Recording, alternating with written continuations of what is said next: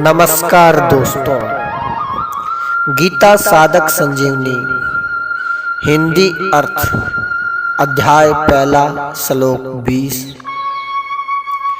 हे महीपते धृतराष्ट्र, अब शस्त्रों के चलने की तैयारी हो ही रही है कि उस समय अन्यायपूर्वक राज्य को धारण करने वाले राजाओं और उनके साथियों को व्यवस्थित रूप से सामने खड़े हुए देखकर कपिध्वज पांडुपुत्र अर्जुन ने अपना गांडीवी धनुष उठा लिया और अंतर्यामी भगवान श्री कृष्ण से ये वचन बोले।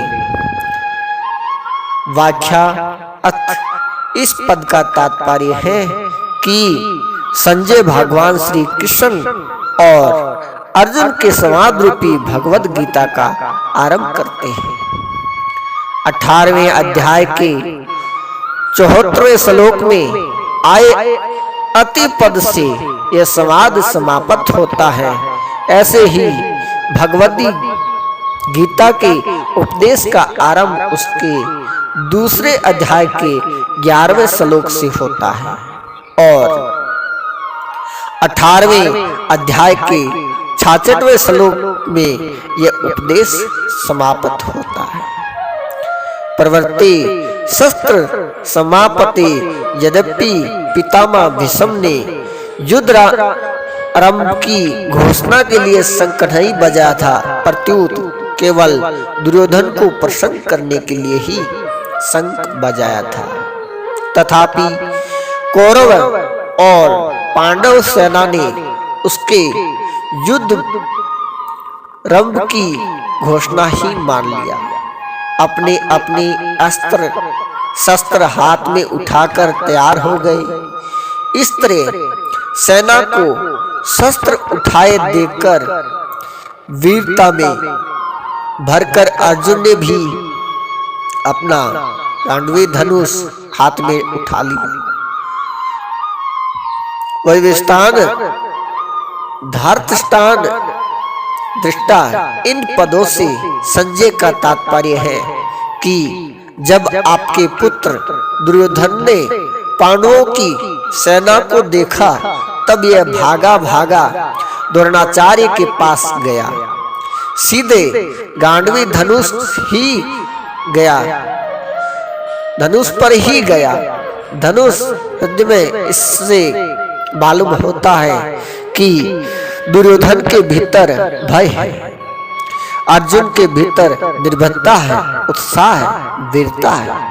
कपिध्वज अर्जुन के लिए कपिध्वज विशेषण देकर संजय धृतराष्ट्र को अर्जुन के रथ की ध्वजा पर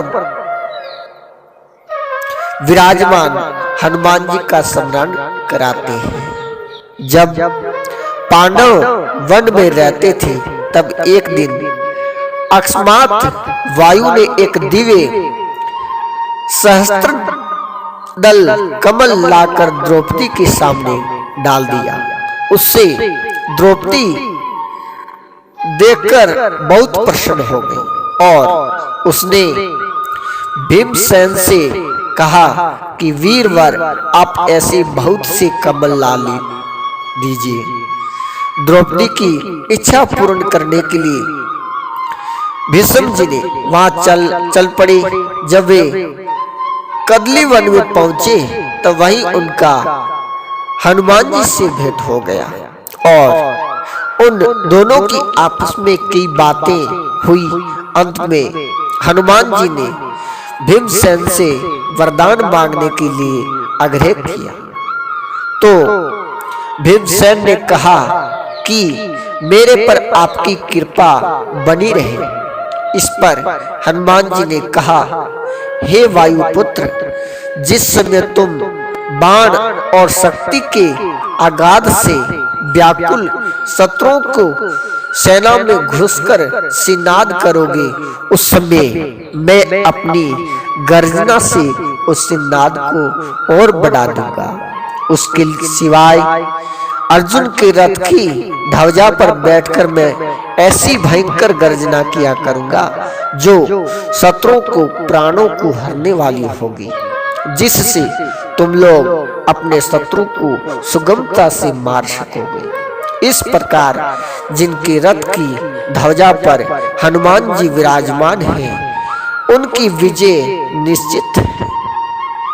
पांडव धृतराष्ट्र ने अपने प्रश्नों में पांडव पद का प्रयोग किया था, अतः धृतराष्ट्र को बार बार पांडवों की याद दिलाने के लिए संजय 1 और 14 में यहाँ पांडव शब्द का प्रयोग करते हैं। हसी केशम तदा वाक्य में महा महीपति। पांडव सेना को देखकर दुर्योधन तो गुरु द्रोणाचार्य के पास जाकर चालाकी से भरे हुए वचन बोलता है, परंतु अर्जुन कौरव सेना को देखकर जो जगत गुरु है, अंतर्यामी है, मन बुद्धि आदि के प्रेरक हैं, ऐसे भगवान श्री कृष्ण से सुरवीरता, उत्साह और अपने कर्तव्य से भरे हुए आगे कहे जाने वाले वचन बोलते हैं। श्लोक 21 और 22 साधक संजीवनी। व्याख्या। अच्युत सैन्यो रूप भयो मध्य रथम स्थापय। दोनों सेनाएं जहां युद्ध करने के लिए एक दूसरे के सामने खड़ी थी, वहां उन दोनों सेनाओं में इतनी दूरी थी कि एक दूसरी सेना पर बाण आदि मार सके। उन दोनों सेनाओं के मध्य भाग दो तरफ से मध्य था। एक सेनाएं जितनी चौड़ी खड़ी थी, उस चौड़ाई का मध्य भाग दोनों सेनाओं के मध्य भाग, जहां कौरव सेना जितनी दूरी पर खड़ी थी, उतनी दूरी पर पांडव सेना खड़ी थी। ऐसे मध्य भाग में रथ खड़ा करने के लिए अर्जुन भगवान से कहते हैं, जिससे दोनों सेनाओं को आसानी से देखा जा सके।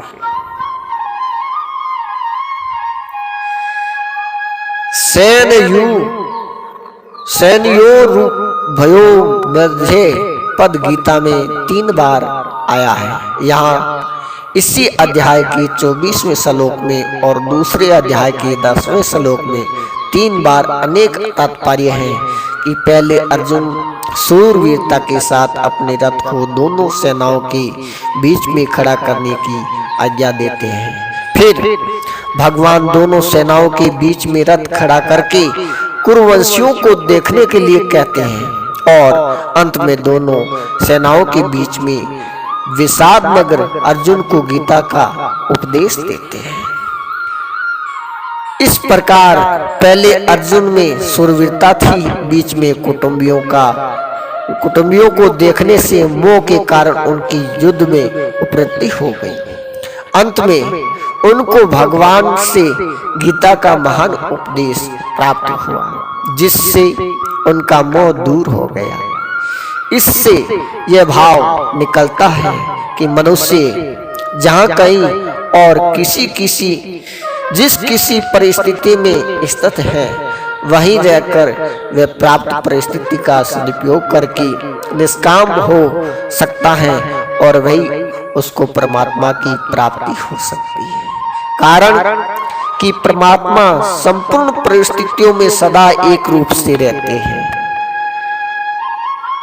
दोनों सेनाओं के बीच में रथ कब तक खड़ा करे, इस पर अर्जुन कहते हैं कि युद्ध की इच्छा को लेकर कौरव सेना में आए हुए सेना सहित जितने भी राजा लोग खड़े हैं, उन सबको जब तक मैं देख न लूं, तब तक आप रथ को वहीं खड़ा रखिए। इस युद्ध के उद्योग में मुझे किन किन के साथ युद्ध करना है, उनमें कौन मेरे सामने बल वाले हैं, कौन मेरे से कम बल वाले हैं और कौन मेरे से अधिक बल वाले हैं, उन सब का मैं जरा देख लूं। यहाँ योद्धा कामान पद से अर्जुन कह रहे हैं कि हमने तो संधि की बात ही सोची थी, पर उन्होंने संधि की बात स्वीकार नहीं की, क्योंकि उनके मन में युद्ध करने की इच्छा है। अतः उनको मैं देखूं कि कितने बल को लेकर वे युद्ध करने की इच्छा रखती हैं। बोलो कृष्णचंद्र भगवान की जय।